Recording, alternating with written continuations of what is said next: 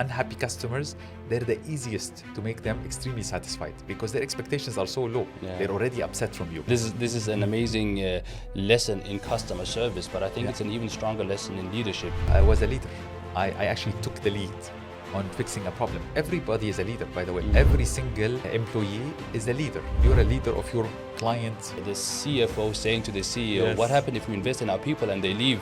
And the CEO says, what happens if we don't invest in our people and they stay? People who stay that are not trained and they just create problems. What kind of leadership do you think it requires to make such a decision at that moment? I think it's somebody who cares. The definition of true loyalty is about...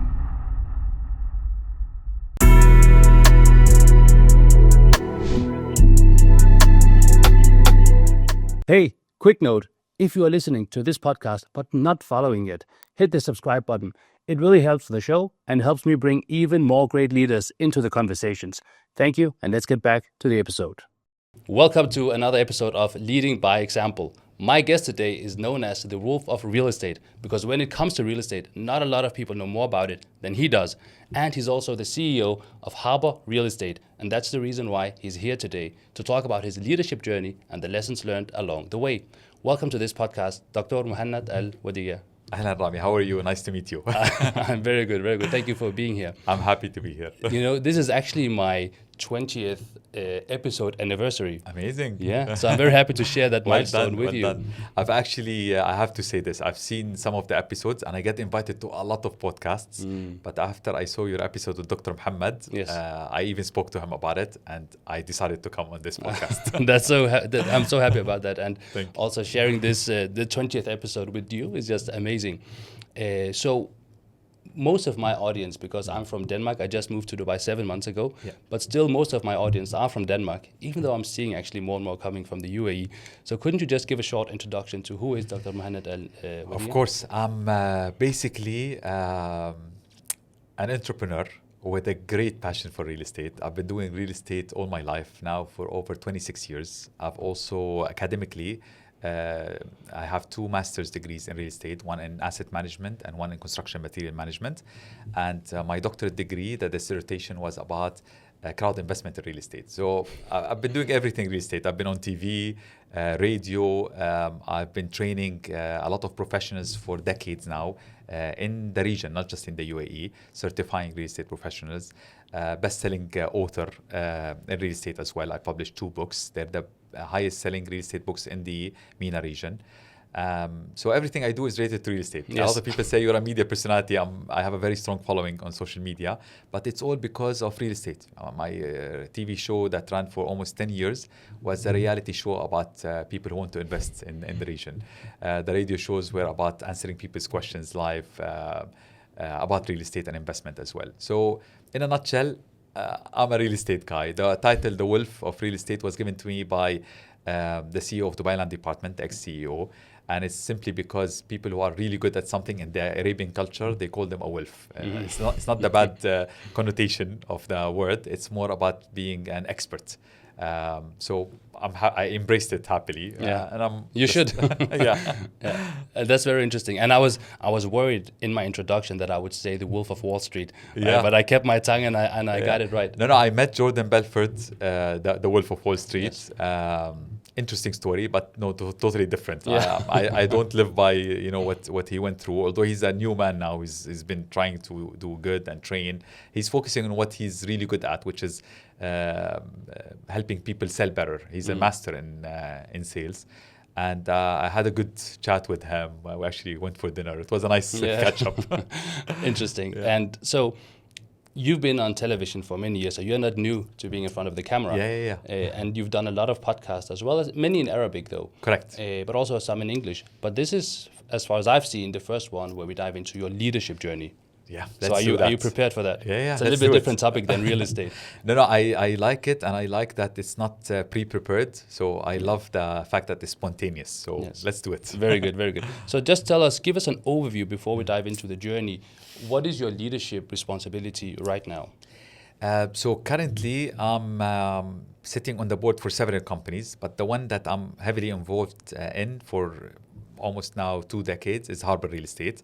Harbor is a 53-year-old company, originally from Sydney, Australia. came to the region here as a franchise, and then the actual owner, Jerry Gronewagen, he passed away 3 years ago, became an equity partner instead of the franchise agreement. And we specialize in offering holistic real estate services. So we are not a typical brokerage company. We're actually far from that. We are an asset management firm. We currently manage real estate portfolios worth almost 20 billion dirhams for so many corporate clients, including government funds, including, for example, Dubai Police, RTA, Dubai Courts, sports clubs. We manage their portfolios and grow it for them. We obviously have a very strong also brokerage arm to service our portfolios. And we offer so many other services, valuation services, investment advisory, and basically in a nutshell, we help people or corporations maximize their wealth. That's what we do. And I've been the CEO of the company since 2007. Okay. And that's a company with around 800 employees. Yes, we're actually growing by the day. Today, I was actually asking the team about the exact number, and they're not able to give me the exact number simply because we're growing as the economy and as the sector is growing. Yes.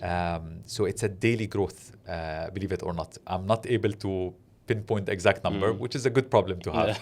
Yeah. But again, it's not just about the number. For me, the bigger the number, the bigger the responsibility, because each one of them I'm accountable for their performance, their well-being, and the way they handle every single customer. We take care of at Harbour Estate. Yes, so that's your main leadership responsibility. What about the other companies that you are part of? The other companies, most of them, I sit as on the board as a shareholder or as an advisory board member. Yes. But I try as much as I can to empower everybody, even within Harbour, because there's no way on earth you can manage hundreds of companies just by getting involved and trying to interfere into the nitty-gritty details of every company. Yeah, I understand that. And so let's dive into your leadership journey. You and I had coffee a few weeks ago. Correct. And you mentioned a story that I actually have been thinking a lot about since that day. Yeah. And I don't know if your perspective for that story was leadership or it was just maybe customer service or what it was. I don't remember the story, so tell me. I'll tell you. So you mentioned there was a customer complaint. Yeah. And how you handled that complaint, which actually ended up giving you a lot of revenue for the company. Yeah. But that wasn't the purpose of it. But the way that you handled that situation, I think, is the definition of amazing leadership. Let's tell them the story. It's a good story. You tell the story. So basically, when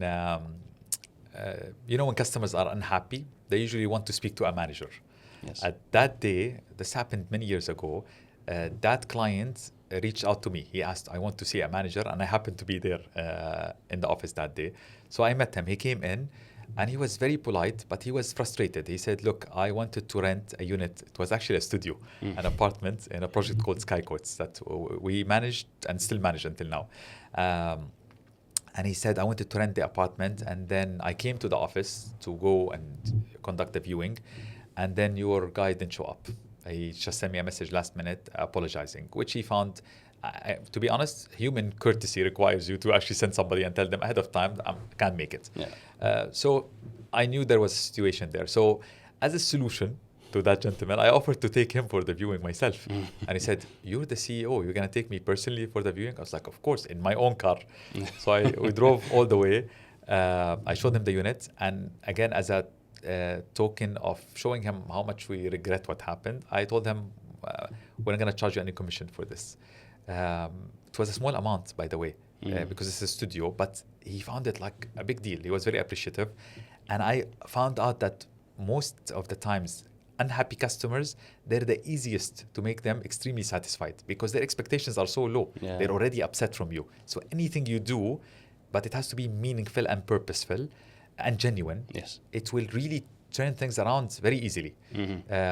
So I, without thinking, but I was just trying to be a good person, a good CEO, a good manager. So I offered him that, and he went off very happy. He rented the unit. And that was the story. After, I think, a month or maybe a month and a half, I got a call from one of the top CEOs for one of the biggest master developers in Dubai Investment Park. And he asked to meet me. Of course, I know the gentleman, but we haven't met before in person. He said, we want to talk to you about a business opportunity. I went to meet him. And he asked me to work with them on a mega project that had almost 2,224 units. He wanted us to manage them, hand them over, sell them, lease, and do property management as well. So it's a huge mega scope that was worth millions of dirhams. I thanked him for the opportunity. And then I asked him, why did you choose us? There's no tender. You just wanted to appoint us. He said, yes, one of my employees actually had a very nice encounter with you personally. And that's when that employee came in. He turned out to be an employee who works in the, I think, accounts department of that company. And he just shared his story with their CEO. Yeah. And I found that fascinating because a lot of people and a lot of CEOs, a lot of even managers, even brokers, by the way, don't want to work on small ticket transactions. Today, by the way, it's so interesting you mentioned this. One of our top guys was complaining because we were giving him leads for clients who wanted to buy, not even rent, studios. It's like, I'm a top gun in the company. I do big transactions, and you're giving me a lead for a potential client. And by the way, this is one of the clients that I know will buy for sure. So there is money in it for him. And he was complaining. And now you're bringing this up. I hope he watches this podcast to learn that you can land very big opportunities if you just do your job properly. You know, I always say, don't think of the money. Just focus on doing your job correctly, and the money will come. Don't worry about the money. It will come. Just focus on the work. Quick break from the conversation. This episode is sponsored by Blue Energy Partners. The leadership team is doing something amazing, and the company is growing fast. I really like their focus on leadership and leadership development, which is why I'm happy to have them as a sponsor for a podcast about leadership. So if you are in the marine fuel industry, this is a company to pay attention to. Thank you for sponsoring this podcast, and let's get back to the conversation. Yeah, and this is an amazing lesson in customer service, but I think it's an even stronger lesson in leadership. What kind of leadership do you think it requires to make such a decision at that moment? I think it's somebody who cares. I always tell everybody, loyalty is not about the number of years that you work in a company. I could have a table that has been in my office for 20 years. It doesn't mean I need to get it a reward and celebrate its 20th anniversary in the company and get it a nice watch, or you know how they do it, or a nice pen.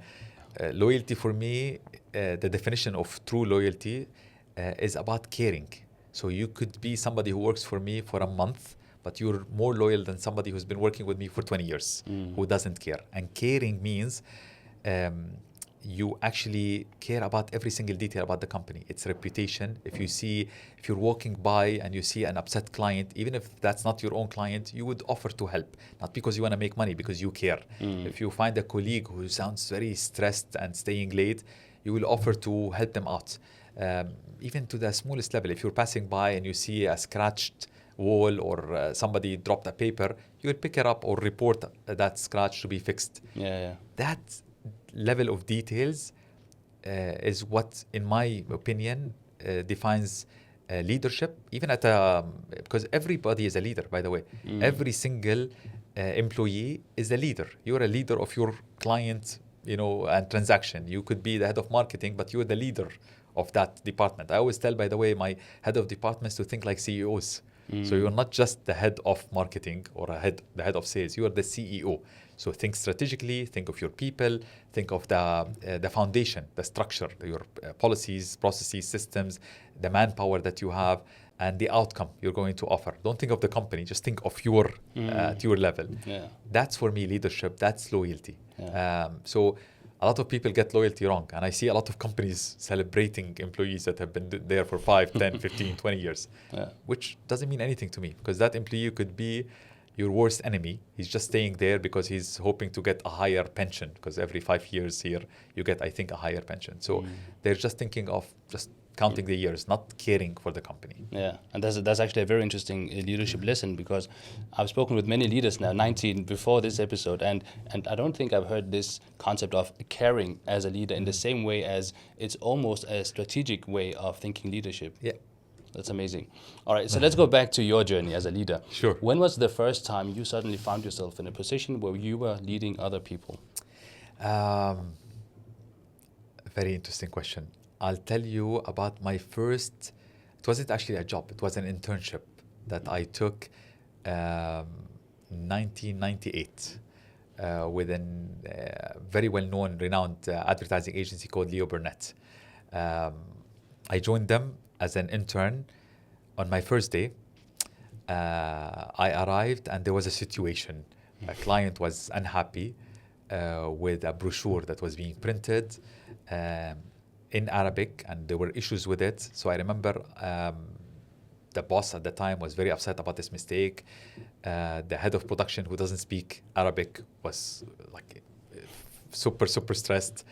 I came in, I looked at it, I just organized the pages in a different way. So I came up with a solution. It took the leadership to actually come up with a solution. And then I still remember, I knocked the door, I went to our boss at the time. It was my first day, by the way. And I told him, I know you're upset from the production manager, but I have a solution. Can I just show it to you? Imagine, I was just 19 years old. And he looked at me, he was like, he didn't take me seriously for a second. And then he saw my face, I was very serious. And he said, show me. He looked at it, he said, you know what? You go and pitch it to the client. I went in, she was such a sweet lady. I went in, I showed her the solution, and she was like, you're very smart. I'm okay with this, let's go ahead. Until today, by the way, the head of production is in touch with me. That boss is in touch with me. Of course, I worked with them, and that was my first job, by the way. It was working with automotive and real estate. But from that day, I felt I was a leader. I actually took the lead on fixing a problem, right?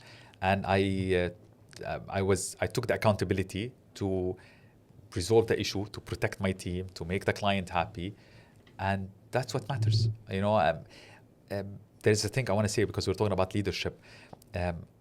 Every company has three types of people. There's the type that I usually try to avoid, by the way. I hide from these employees. I hope they're not watching now. They know why. I always tell them I'm busy, I don't want to see them, because they're the type of people that steal my energy with their complaints. They just come in with issues, complaints, excuses. That's that type of people. And I know people watching, some of them will say, yeah, I'm that type.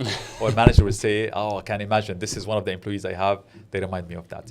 The second type, they're the people who come to you with ideas and solutions, right? And usually, by the way, they're in mid-level management, because they have the voice to speak, they have the confidence to speak.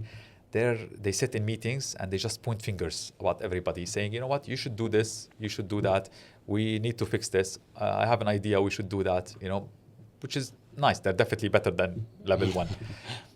The best employees that I usually try to look for, groom, reward, I give them my time. Most of the, you know, whenever I find them, I give them all my attention and my loyalty.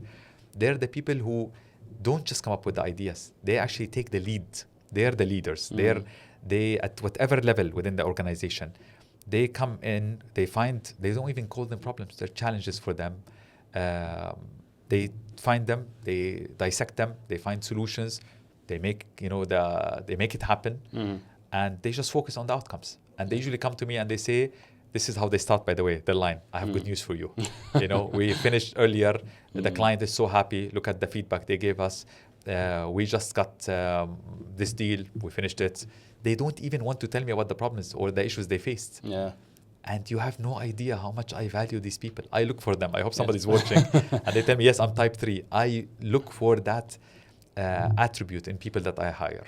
And I value them so much. They're the people who get the highest, the fastest track, if you want, to money, to positions, to whatever they want in life. I look for people like this. And you know, I'm sitting here with a big smile on my face, because this is actually, you're hitting spot on the thing that I've been preaching for the past few years. Even when I was a leader at a big company, I had 35 employees, and they were traveling all over the world, working on different projects. And I would speak with the leaders to understand, you know, how did they do, and their performance and so on. And those that always got the highest score, all of them had two qualities. They were proactive and they were taking ownership. So I actually took that, and then when I went out doing my own business, I did speeches on this specific topic. These two traits. These two things. You have to be proactive. Say, okay, there's an issue here, there's a challenge. And being proactive to say, okay, this is what we can do about it, and then taking ownership and actually do it. And those are the best kind of employees, leaders, people ever. So I'm so happy that you're talking directly into that. I honestly, and I think a lot of people don't realize they have this problem when they start complaining. And like, A funny story just happened recently. I train a lot of people in the industry, so I hire a lot of those people to join. And typically, what I do when I have a client, I pick somebody to come and work with them. So I introduce them to each other. I make sure they understand, what are the terms of engagement, what are the expectations of the client, and I let them work, and then I just make sure I see the outcomes. In that introduction meeting, the client asked that employee who I brought into the meeting, when you meet somebody, you say, "Oh, okay, so how are things doing, or how is the market doing?" Imagine the reaction of that employee. He just did this. He said, and I'm like, just doing that made us all very stressed. Why are you doing this? And he started coming up with the market is not doing well. There are a lot of talks that there might be. I read a report that there might be a correction. Why would you tell this to anybody, right? Yeah. Even if there is a problem, you can always see the positive side of the problem, right? Yes. I don't know why he started by doing that. I could see the client immediately went from very positive energy, smiley, Yes. to concerned. I even got concerned. I'm like, what's wrong with you? Yeah. But this is, by the way, human nature. Some people, and it's very easy to fall into the negativity. Yes. It's very easy. I think human nature, we tend to want to go into the negative side of things. I don't know, they find comfort in that, Yeah, in misery. it's our brain is trying to survive all the time. In misery. Yeah. Although people love positive people love it when you sit with somebody who's positive. Yeah. If you think about your closest friends or the people you like, they're usually the positive ones, not the ones that call you to complain and nag, and nobody likes that. And where does that come from? From you? Because the first time I met you was at this event at Burj Al Arab. Yes. And I had the pleasure of meeting you that day, and the next day at the Billion Summit, and the next day again. So I saw you 3 days in a row. Yeah. And whenever I saw you smiling and positive, and where does this kind of energy come from? To be honest with you, I really don't know the answer for this, but I always thank God for this. I always tell people, I'm human. I get so tired. Sometimes I go back home, I'm in so much pain, but it's like, I don't know, there's like a hidden button. I call it maybe passion. That's what gets me, the energy. Yes. I love what I do to the level where I always find the energy, even if it's after a 14 hours working day. Somebody calls me and I immediately wake up, even if I was just in pain or tired or I had a very long day. As soon as I find people asking me, and even now if you want, let's start talking about real estate, you'll find my eyes glowing. Yes. And I start getting excited. I think the answer is passion. I cannot give you any other answer. But a lot of people actually tell me, every time I see you, you're positive, you always have energy, you're like in the team, I'm the most energetic. Even if we're like at midnight working on a big project, I'm always very energetic. Yes. As soon as that finishes, I go home, I feel tired. I'm That's human. but that's contagious, right? And it's To have contagious. this, positive Yes, it's energy. very contagious. I Yes. think positive energy, just like negative energy, energy in general is very contagious. So Yes. always try to find the circle of people who have the good traits, Yes. good energy. That's a very good advice, by the way. All right, so I think it's very interesting and very saying about you that when I asked you about your first leadership experience, you didn't talk about when you got direct reports, but you talked about when you took ownership of something. Yeah. And that is what I believe is the true meaning and definition of leadership. Yeah. But if we go back to the more practical side of things, Sure. when did you actually have the people that you were Reporting to me. you? Yes. So at that first job, by its nature, I was working in a department where I had to take over a team. I was the lead of 2 accounts, automotive, as I told you, and I was working on a real estate portfolio as well. And I started leading a team. I don't want to say it because there is a huge difference, and we'll talk about this if you want, between managing and leading. Of course, I was managing some of them, and there was the leadership. Leadership, when it comes to accountability, making sure you deliver the outcomes the way I described it earlier, with caring. Yes. And also just assigning the responsibilities to the team, making sure they understand their task, their deadlines, and all of that. So even from that level, from that early age, I was assigned to a team. As I grew, I started having even people reporting to me.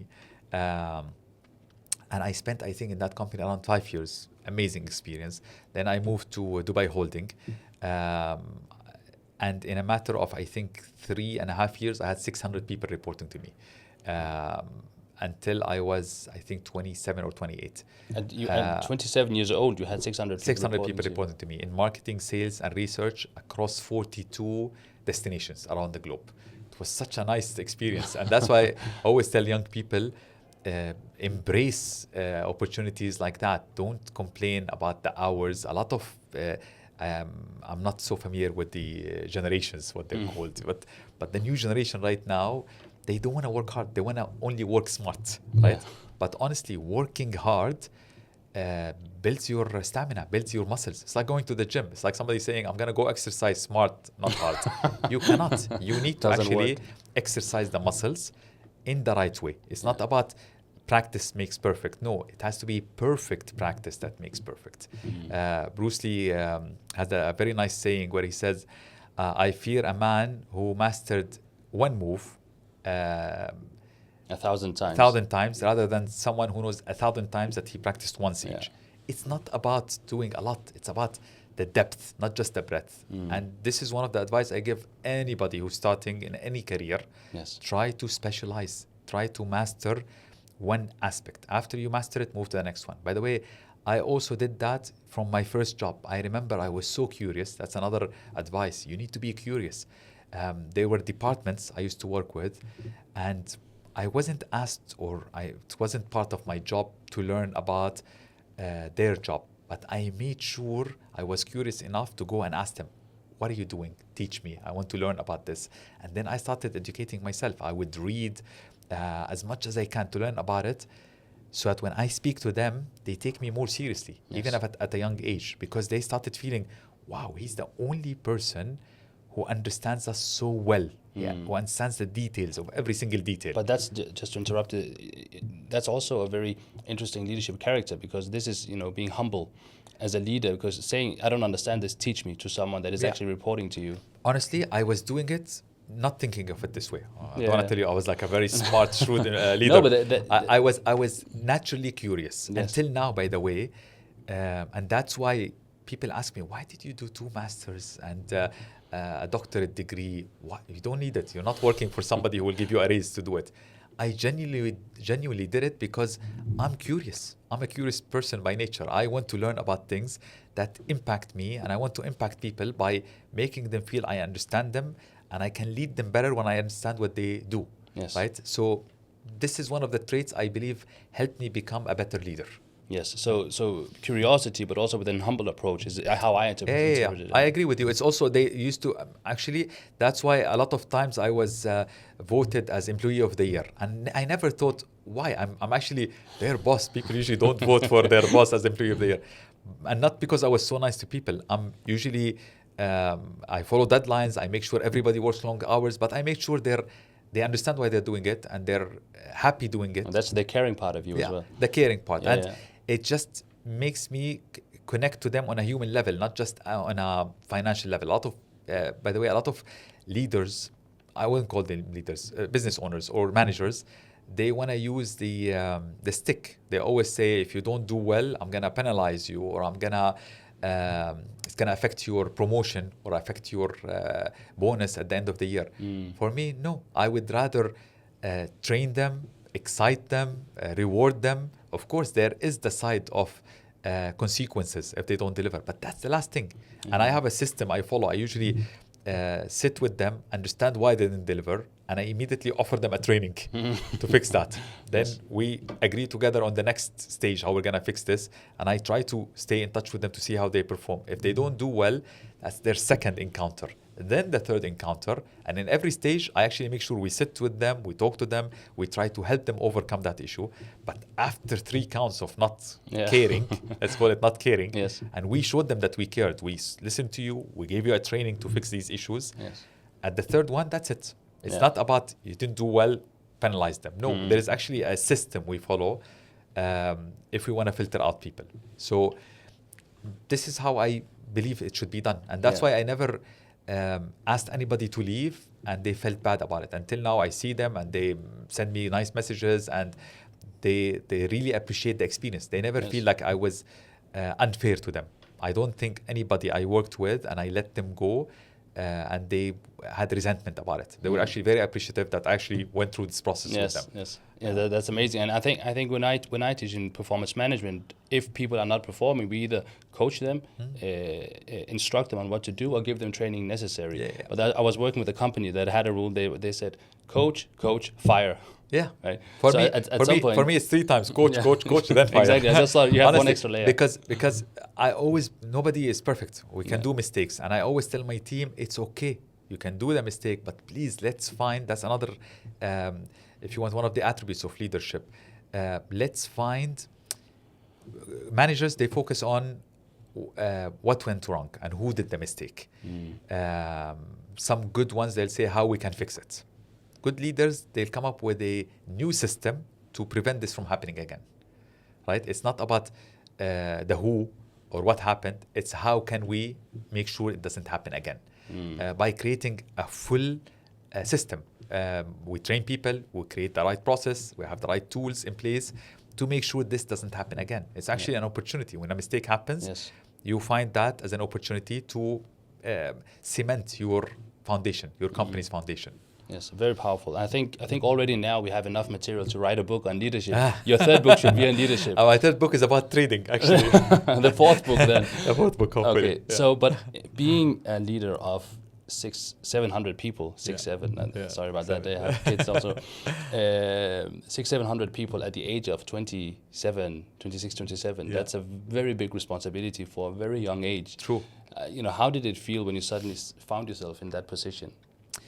It just happened naturally. We were at a phase, this was during the first boom of real estate in Dubai. I'm talking about between 2004, 5, 6, until 7. This is when I left in 2007. So around 4 years, and we were just growing at a very fast pace with Dubai, with what was happening back then. And I remember we were at a level where we needed these resources. I mean, we were outsourcing and we were also hiring. It was just, for me, it was organic growth, but that was very fast. Yeah. So I was just embracing it. I was just trying to do, and I was learning from the experience. Again, I was so blessed. I worked on these two organizations at a young age, Leo Burnett and Dubai Holding. They really shaped me. That's why I tell a lot of people, there are different levels of education. It's not just your school or university education. You have corporate education. I was blessed that I worked in companies that were universities in the corporate world. And there are skills that you will only gain at such organizations. And you will be even more blessed if you find a good mentor who will help you in these organizations. Yeah. So there's also the social education that you get from your family and your network. And there is the one that everybody is struggling with, which is the financial education. But I was very blessed working in these organizations where I had good mentors, good actual real life experiences and challenges. I remember because at that age, I felt that I had unlimited, not resources, unlimited energy. I remember I used to pull, and I'm not asking my employees to do that or anybody even watching us to do that, but I used to pull 24 hours of work, no sleep. Imagine 24 hours I would work literally without feeling tired. I had the energy, I had the passion. Did you drink Red Bulls or was it just... Come again? Red Bull or coffee? I used to drink Red Bull, by the way. I wasn't a big coffee drinker, so Red Bull. Okay. I don't advise people to do that also. It's not a lot of it. sponsor. It's not sponsored. But I used to actually, and I didn't need it, honestly, a lot, Rami, but I had my own inner passion to ignite that energy in me. But I used to find it as an opportunity to learn, to feed my hunger for learning, right? So I enjoyed it. I don't look back and say, oh, I was working a lot back then. I wish I took time to rest and enjoy it. I was enjoying what I was doing. Yeah. It was so much fun. Until now, this is how I think about it. When I go to work every day, I'm excited because I'm going to meet new people, new challenges. I'm going to learn. I'm going to meet amazing people with great ideas and concepts. This is what keeps me going. I love it. Yeah. And by the way, just for those that are listening and not watching, you pointed at me when you said meeting people with Yes. great... You're one of them. Thank you. Okay, so at that age, leading so many people, I not just imagine, but I know you were probably leading leaders also, Of right? course. Because you can Of have course. 600 direct So, support. so I'll tell you how it worked. I joined Dubai Holding as a marketing manager. Very soon, me being very curious, I started looking at how sales and marketing are working together. And anybody watching, especially leaders or managers, they understand in any organization there's always friction between these two departments. And the problem, by the way, is because either the leaders don't understand what each department has to do, or they actually, as departments, don't understand how they need to collaborate and complement each other. So I started working very closely with the sales team there and the head of sales there. And very soon I started developing, I remember my first initiative was developing an integrated marketing and sales strategy. Integrated, instead of having a sales strategy and a marketing strategy. Soon after, the investment committee of the company I was working for in Dubai Holding said, you know what, we want to adopt this as the standard for all our projects, 42 projects. And this is again where you were proactive and took ownership. Yeah, by the way, I wasn't eyeing a position. I was doing it because it made sense, I swear. Very soon they appointed me as head of marketing and sales. And later on, because I believe in having fact-based strategies for marketing and sales, so I started working very closely with the research department, and then I became the head of research, marketing and sales. And then I had to hire people for every single project in every destination, every country. I can imagine some of these projects were in billions. So I had to hire their own marketing and sales departments, and we had what we call the Center of Excellence, which was based here, where we feed them our job was to create the foundation. And this is a very powerful concept in leadership. We'll talk about it in a second. Creating the right foundation for these different, if you want, projects to follow and implement. But I needed to hire leaders in every destination as direct employees for the company, and also the support outsourced agencies to support them. So this is how I created that system. So at that age, I imagine being leader of leaders, you had people reporting to you that were older than you. I'll tell you a secret, and I'm proud to say this. Some of them, they were older than me. Some of them were getting paid even more than me. And it didn't bother me because they had the experience, they had the local knowledge in that country. And that country, the cost of living and the way the dynamics of that country required that they get paid more than me. And I was fine with it. It wasn't about the money. It was about the experience. It was about delivering, about the thrill of having these launches, these mega projects, the connections, the learning. Yes. So for me, I was fine with that. So during that time, what was one of the biggest mistakes you did as a leader? Okay. I think one of the biggest mistakes was it was maybe related to people, because at that pace, when you hire that amount of people, I ended up with a lot of, if you want, misjudgment of people. So my approach was I would go, for example, in every market, find out who are the top agencies or the top performing, if you want, organizations, and I'll try to headhunt from them. And it doesn't mean that I learned that later on. Working for a big name doesn't mean that you're good. Big organizations could have bad people as well. Yes. So I learned that the hard way. I had to hire them. Imagine, bringing them, hiring them, and then I discovered that they're not good, and that's a very costly mistake. Yes. For them and for us, by the way. So that was one of the mistakes I had. And then I had to come up with a better approach to finding the right talent. So I started asking experts from recruitment agencies, or even asking different people to help me in the interview, and each one of them to look at certain aspects. So I would look at the set of skills required for the role, but then I'll have people who maybe were older than me, more experienced than me in judging talent and personalities to chip in and give me their feedback about them. Yeah. But again, I always say it's like in Arabic we say it's like a watermelon. Until you cut it, you don't know how it's going to be from the inside. So I don't know. I always learn that in interviews, by the way, there are people who are super skilled in presenting themselves. You only find out after you hire them. So that was one of the mistakes, because we were rushed. We had to hire a lot of people very quickly. And now I'm scared again, because we're also going through a very fast growth phase. Yes. It's reminding me of that phase again. I'm starting to, worry. But I've learned how to actually judge people better, how to have the systems I created, I'm trying to apply them here now at these times. Yes, and that's very interesting, because a lot of, we often hire people based on their skills. even though there is this famous saying, hire for attitude, train for skills. Correct. But of course, you need people that are skilled for the work that you want to. Sometimes you have to do that because you need somebody who's experienced and who's got the set of skills to come in. It's like a plug and play. You want them to work immediately. Yes. On the other hand, I also believe in grooming people, young talent, to bring them. But when we have the time, right now we're super busy. The market dictates that we need to move fast. So I don't have the time to do that. That's why and I spoke to you about this, we want to build our in-house academy. Training is already there. We're very focused on training people and developing them. But I want to invest more in that because with so many people, you need to make sure that they're well trained. Yes. Okay, so it's actually when you hire them, you look for, of course, both skills and attitude, and then you add the extra layer of training to be sure that they can. Of course, and training, by the way, again, a lot of organizations get this the wrong way.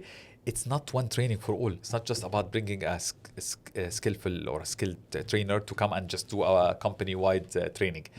It's like going to university. You have to actually have general, call them professional standard skills training. Then you need to have another layer of special topics for each department. And then there are trainings that are tailor-made for people who need it. Like not everybody in the company has issues with their communication skills. Yeah. So you cannot just bring them all in a room to sit and go through a communication skills course. That's where KPIs come in, performance reviews come in to identify what are the areas of improvement for every employee. And then we group them. You could have from every department somebody who needs to, sharpen their negotiation skills. Yeah. So you bring these in a room to do negotiation skills. You have departments, for example, in our asset management, where we need to train them about property management, maybe maintenance, to be specific. In sales, we have a training maybe for people who want to work on big ticket transactions or selling lands, plots. Not everybody knows how to sell a plot. Yeah. So this is only for a set group of people. It's not something that you want to train everybody on. I see most companies, they just bring somebody and say, today we have a training about this topic for everybody. They bring them in a room. But it doesn't always work. One size fits all. It doesn't work. It has to be tailor-made. Yeah. All right. So back to your journey. So you were at the Dubai Land Department, leading such a big group. In Dubai Holding. Dubai Holding. Yeah. And then I moved to join the family business. So that's where Harbour started. It used to be a different name. And when we brought the franchise from Australia. Why Australia? Because after I toured the world and I saw all the best practices, the Australian model made most sense for us to bring here to Dubai. And just also to capitalize on that, the Dubai Land Department and the Real Estate Regulatory Agency, where they set the legal framework to regulate the whole market, they actually adopted the Australian model. Most of the strata laws came from Australia. So I that gave me more reassurance that was the right decision. So I spoke to the Harbour Real Estate founders in Australia, and they agreed to offer us the franchise against a fee. Soon after, the infamous economic crisis hit in 2008, and we decided to adapt, to the crisis and what's happening then. So we changed the agreement from a franchise agreement where we paid them a fixed fee to an equity share. And that was the best thing that ever happened to them. We grew amazingly well after that. But they're still existing in Australia. Yeah, they're still existing in Australia and in different destinations. But the biggest hub right now is in the UAE. And you're the CEO of this company. Are you also a shareholder of this company? I'm a shareholder in the company, of course. So basically, as I told you, we were a different name, and we just white labeled it with Harbour. Yeah. And of course, we got all their best practices. When you get a franchise, you get a lot of things with it. So, we became the center of excellence of Harbour now. And we are even offering franchise to other markets. Like we have a franchise in Egypt, for example. We gave them the name. So, but we developed the company in a way, and I'm very proud I helped into making the foundation even more robust and, cementing it even better. And we're now at 53 years of working in globally. That's amazing. And so when you joined the company, you were basically part of the founding members of the Dubai. Yeah. The original company was called Residencia. Started in 2001. And then in 2007, we changed the name to Harbour Real Estate. And that's when you joined? That's when I joined. I left Dubai Holding and I joined in 2007. And did you become CEO immediately of the company? I was managing director. My brother, who's still working with us, he was the founder. And then I became a partner, and yeah, the And rest here is we are history. today. So you are actually part of building this company from 0 employees to now 800 plus and running all the time, growing. And we went through all the ups and downs, because right now a lot of people go on social media, especially with real estate, and they say, based on my experience, and then you check out in the Dubai Rest app, and they've been working for 2 years, 3 years, 4 years. Yes. Some of them, by the way, a lot of people joined, I call it BC and AC, before COVID, after COVID. After COVID, the number of brokers in Dubai increased by almost 5x or 6x. Now we have almost 34,000. So I started back in real estate in 1998. So even before freehold was introduced. Yeah. And that's where I see the difference. Because as I mentioned earlier, to succeed in any field, especially in real estate, it's the biggest investment anybody would make in their life. You need both. You need actual, practical, good experience, and you need the academic foundation. You cannot have one and not the other, by the way. You might be able to do well and survive, and you might make it, right? But if you have both, that's where you've set yourself in the right direction with the right tools. And you have both at a very high level, because then I don't see a lot of people in real estate that have 2 masters and a doctorate degree. So is that a way that you separate yourself from many of the others in the industry? Not just me, by the way. This is one of the things we make sure the Harbarians at Harbor Real Estate have. I make sure we hire people with the right qualifications, and we train them. And we try to keep them as much as we can. And I'm very proud. We have people who have been with us now since 2007 until now. And some of them were in residencia, still with us till now. So imagine they have the right experience, and they are even better than me in their specialty, because they've been doing working in one field for that long. So they become true experts. Yes. And they have the academic foundation. And sometimes we even invest in them, in training them, in building their academic foundation, so that we make them even stronger at what they do. Very interesting. So when we look at the top real estate agents in Dubai, where are you on that list? Okay, I don't want this to sound like I'm bragging, honestly, but I always say, if anybody tells you I'm the best, there's a simple way. I just tell them, go and check the Dubai Rest app, which is the official app of Dubai Land Department. You go there, and one of the key foundations or values of Dubai Land Department is transparency. Transparency in terms of data, transactions, and even the companies and professionals. So I'm so honored, and I'm so humbled that for the last 3 years, I've been awarded as the top real estate consultant in Dubai as per the Dubai Rest app. I'm number 1 for the last 3 years, and I've been always on the top 5. And what's the distance between you and number 2? It's very big. You can check the gap. I've seen it. That's why I have seen it. It's a huge gap. I've seen it. And my main competition is actually from Harbor. Within Harbor, we have a lot of strong contenders. They're already in the top 10, and some of them are working very hard. Plus, the ranking doesn't come only from the number of transactions or their size. It's also about your academic foundation. It's about your experience. There are so many criteria that they put in place. Yes. So you might find somebody who's got a lot of transactions but has 0 academic background in real estate, or they have very bad customer service, because also customers rate you. That's how you get into the top. And also, I'm so proud and I'm so happy that Harbor Real Estate, for the 8th year now, consecutive years, we've been getting the gold ranking.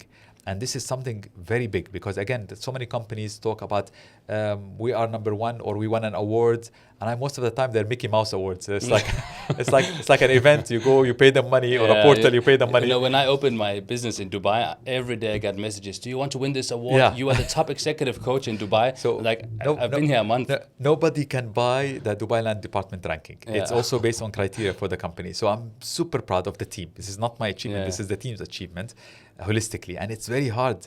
By the way, every year they have maybe 1, 2, or 3 maximum companies that get gold. In some years, it's only 1 company. And in the entire history of Dubai or the UAE, there hasn't been a single company that achieved gold 2 years in a row. Not even 2 years. Yeah.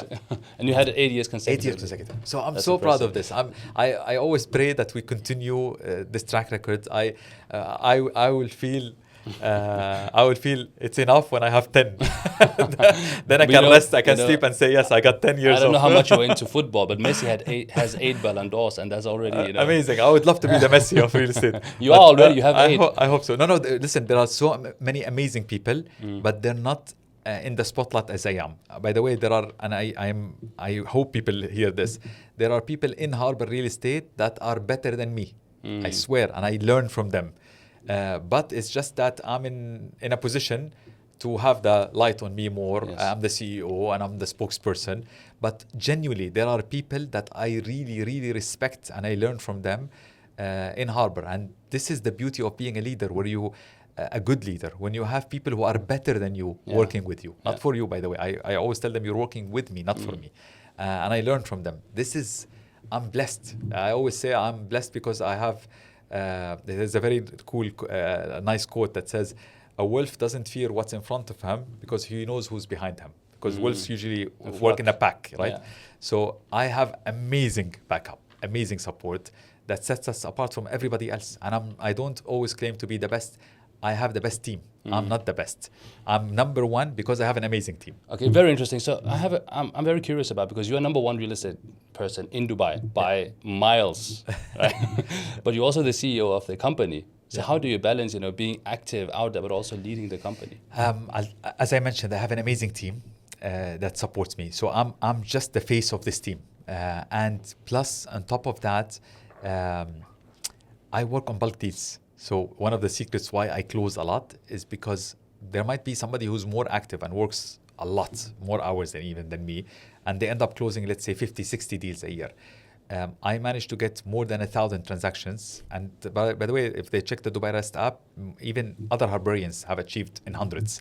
The secret is we work on bulks. So when I sell a building that has 100 units, this is how I build my numbers very quickly, right? But as I mentioned, it's not just about the number or the size of the transaction. It's so many other criteria they look at. So some people think, because he's a good salesman, that's why he does it. No, to have that position, you need to have a lot of traits, a lot of characteristics that Dubai Land Department and the RERA established to actually improve the standard of everybody that's working. And I really, really salute them for this, because for me, I get excited when I get that. And I know I have to work on every single aspect, customer service, on my educational level, on even CSR initiatives that you do, contributing back to the community, and also closing deals and big deals. Yes. And it's so many things. But how do you spend your time? Because you're closing deals at big scale, right? 1,000 deals versus number 2 around 50. But I'll tell you something. Closing a deal is closing a deal. Whether you're, at the end of the day, I'm dealing with a client, right? Whether it's a client who wants to buy 100 units or a client who wants to buy a studio, I still have to go through the same process. I still have to handle them, take them through the whole process. I call it the conversion process. I'm not selling them. I help them to convert them from somebody who's unsure, somebody who's looking for somebody to guide them to become a property owner. So I do the same process. But what I mean is, you do that, but you're also the CEO and leading the company. Of course. So how do you spend your time on closing deals, but also leading the teams? It's empowerment. It's having the right people. Again, and something, I don't know how people will take this, but there are branches of Harbor Real Estate that I've never stepped a foot into because I have the right leaders there, right? I have whole departments that I don't even interfere in their matters or their process and their systems, because I have set there, as I told you, I call them the CEO of that department. So when you choose the right people, you can afford to do that, right? I'm there. I always say, by the way, my definition of anybody who's in leadership position in the company, they're actually the assistants. I always tell, and I'm sure whoever is watching and works with me, they have heard this from me. I always tell them, my job is to help you, not to boss you around. So you tell me what you need to do your job better to lead it properly. I want each one of you to be a CEO of your role. What tools should I offer you? That's my job, to create for them the foundation. Again, I'm a big fan. I'm sure a lot of people have seen the movie The Founder that tells the story of McDonald's. I'm a believer in creating the right foundation. And the foundation consists of the right policies, processes, systems, and the right manpower that you train and grow and make sure they're motivated. When you have these 4 components, you can get away with the murder. McDonald's doesn't make the best food on earth, No. right? But they are the number one by far in terms of brand equity and reputation in the food industry. Nobody can question that. It's one of the most valuable brands on earth.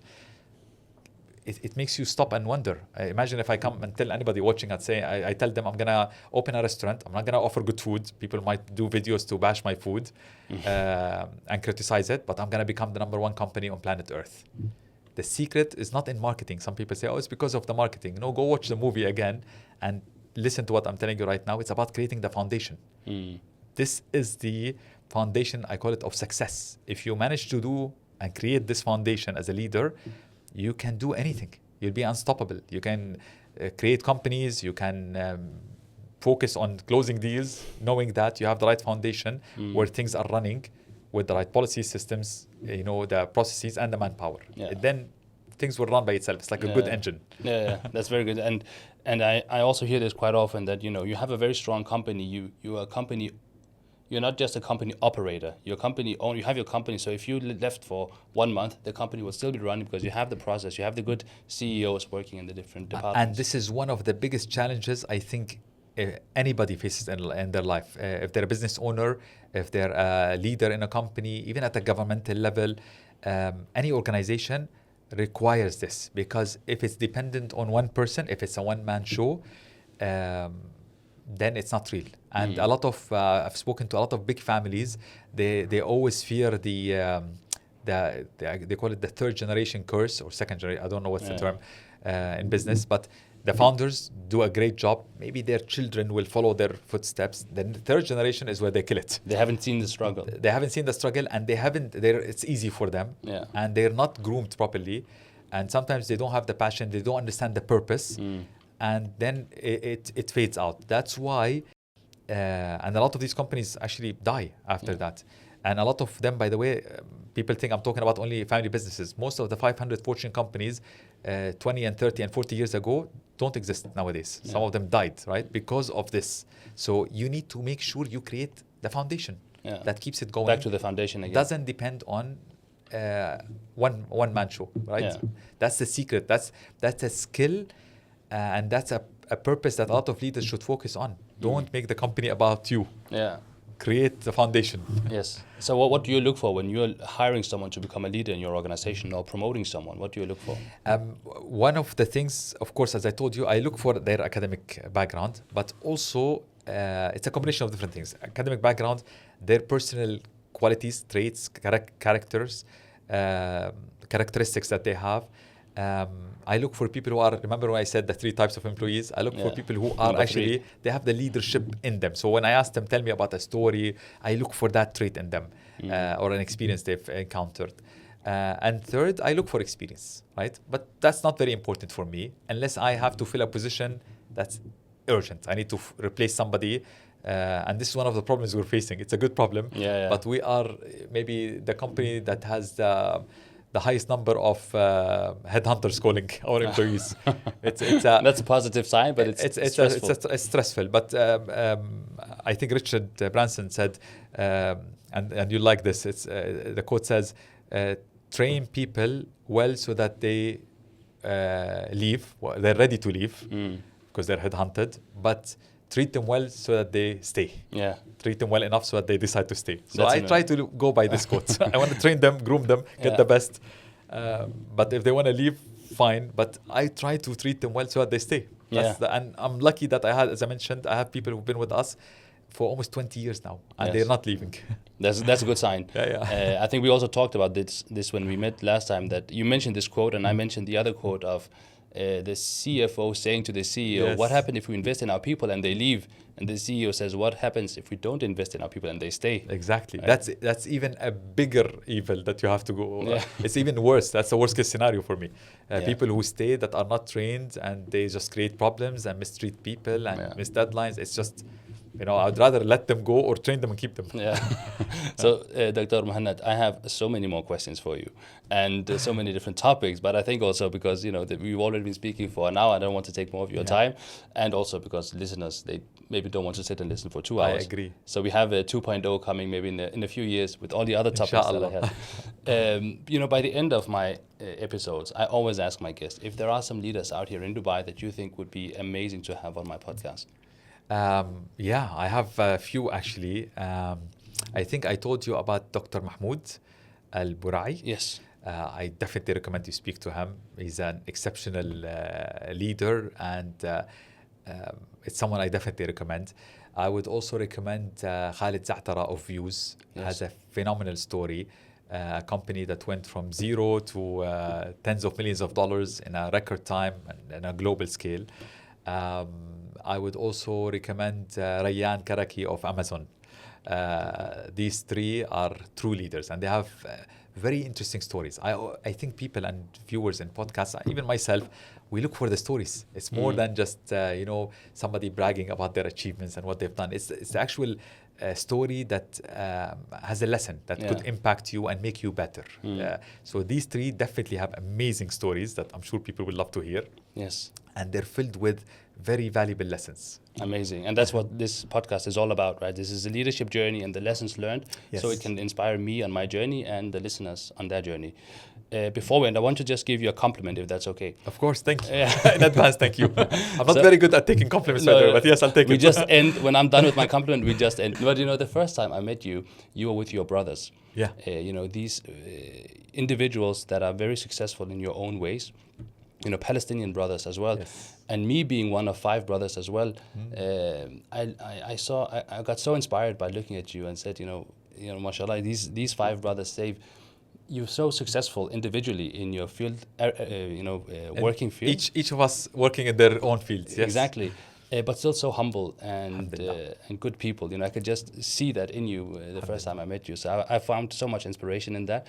And, me and my brothers are all on our own journeys as well. So I hope that they can also see this and get some inspiration. But I just wanted to say that really inspired me. Honestly, thank you so much. And I think you have the same trait, by the way. You come across as very humble, you're very knowledgeable. I told you, people, you look younger than what you convey. But I always say, age and wisdom don't always go together. I mean, even if you're young, you are very wise, and I love what you're doing. Honestly, keep going. It's an amazing podcast, and I think you've been here only for 7 months. You told me, 7 months. but I think I'm sure, and people, I hope they remember this. You're gonna have an amazing story here in Dubai. I appreciate it. I hope so. Thank you so much for being here, for the kind words, and we keep in touch. Inshallah. Thank you. All right.